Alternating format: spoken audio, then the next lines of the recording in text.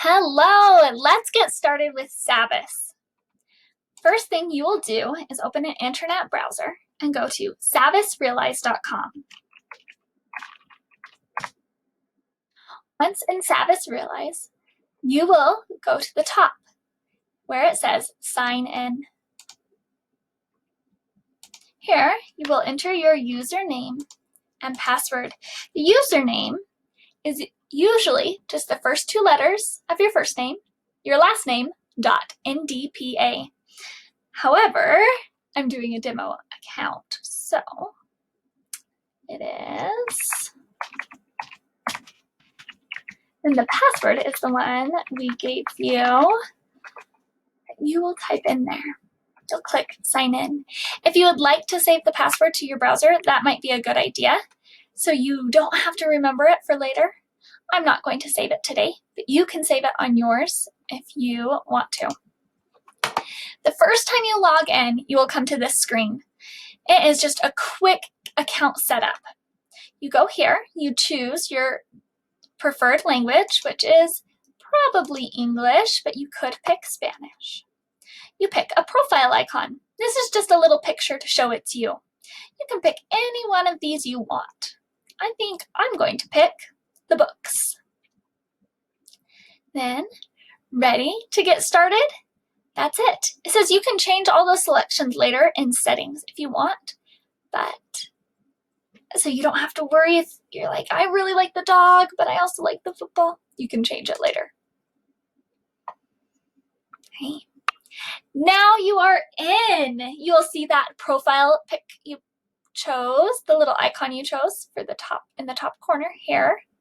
And then you see the name first. This will have your name. It might say, we'll say hello and your name. There are two main buttons. You have My Work and Explore. Explore has lots of information, so many things to see. And you can go in there and spend some time looking around, seeing the interesting books and assignments in there. But that's not where your assignments from your teacher are. Your teachers will put all of your assignments right here under My Work.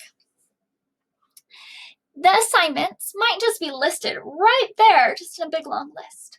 Or you might see something like the days of the week, or maybe your subjects, math, or English language arts, and science, and social studies. They might be organized in different ways, but no matter whatever way it gets organized, you will click on one of the buttons. Like this one's Monday, so on Monday you would click on this one. And then you see the assignments. There's one here. This one is a math assignment. There's one here. This one's a reading assignment. And one here. This is a phonics assignment to practice a game. When you've completed all three assignments, you'll click Send to Teacher. Let me show you a little bit more. Let's try one of these assignments. When you click on the assignment, it will open up and the assignment, and you get to complete it right in here. It's playing a video for us. The baby birds are waiting to be fed. How many worms does the mother bird need to get so that every bird gets one worm? Well, the video will pause. You can think about it, answer, and then you'll hit play again. And it will keep going. When you've watched your whole video and gone to the very end, you can click this check mark in the corner. Do you see that way in the corner? There's a check mark. It says, turn in your work. Once you've done that, you can click here, turn in. Are you sure you want to turn in your work? It's important to make sure that you have finished the assignment. See, I didn't actually finish the assignment, so I probably should hit cancel and then go through and finish. But this is just a demo account, so I can hit turn in. Your work has been turned in. There you go. So now the assignment's all turned in. You can keep looking at the assignment, but any changes you make after that will not show for your teacher. Next, you go back to that exit. Do you see the exit button in the corner? That will take you back to where you were. Look, that check mark says you finished the assignment. You can go on to the next one. This one's a story. It's going to open in a new window. Whenever you see this, that's important that you just click there. It opens a new window with the Realize Reader in it. Here you can read through your story, and there'll be lots of cool tools that I want to show you.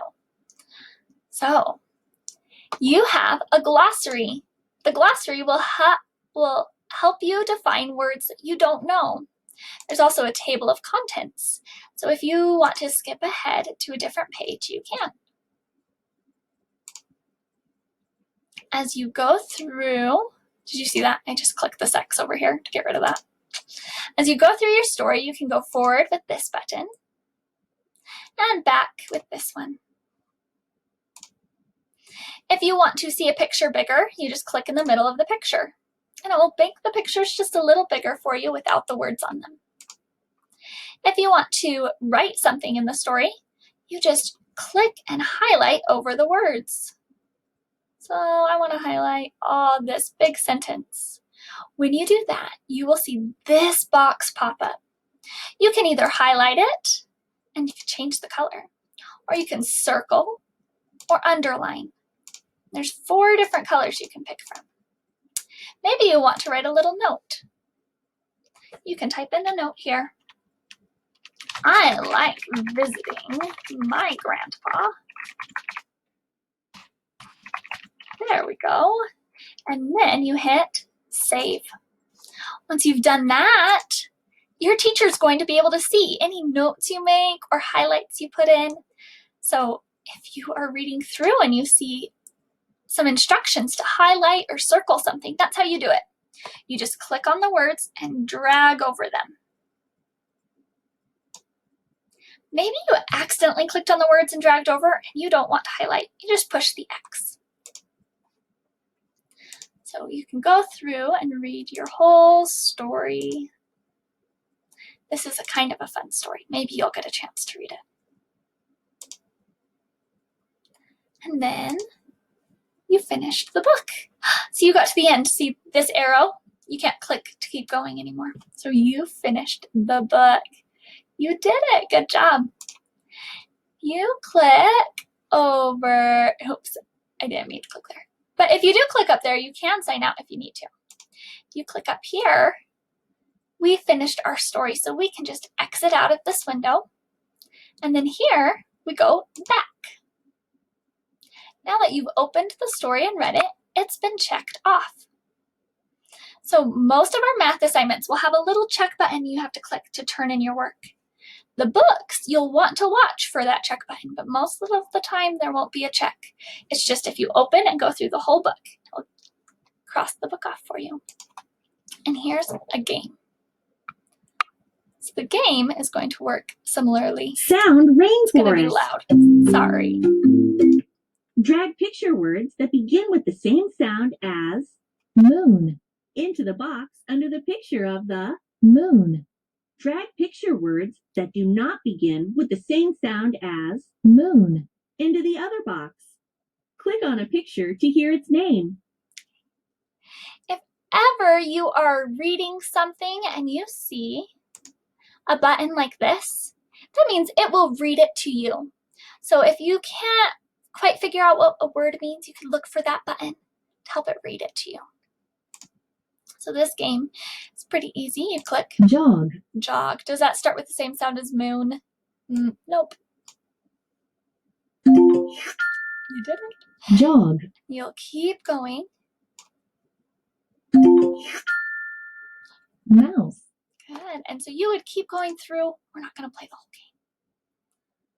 And then, see, I didn't finish the game, so it didn't give me a check mark. But let's pretend I did. If you finish the game, I'll put a check mark right here. Then, when you're all done, you hit send to teacher. Because my work isn't done, it says you probably don't want to send it to your teacher yet. I'm going to send it anyway. Normally, you want to make sure all the work's done. Success! You completed this assignment. Ta-da! Look at that. So now you don't have any assignments left to do.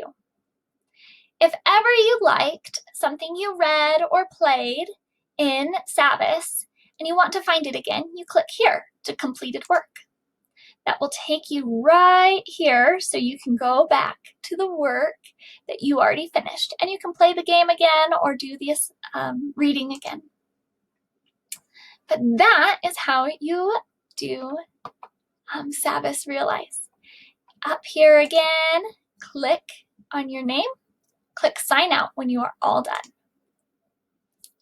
Thank you for watching this tutorial. I hope it helps you as you do Savvas Realize together in our class. Have a good day. Bye.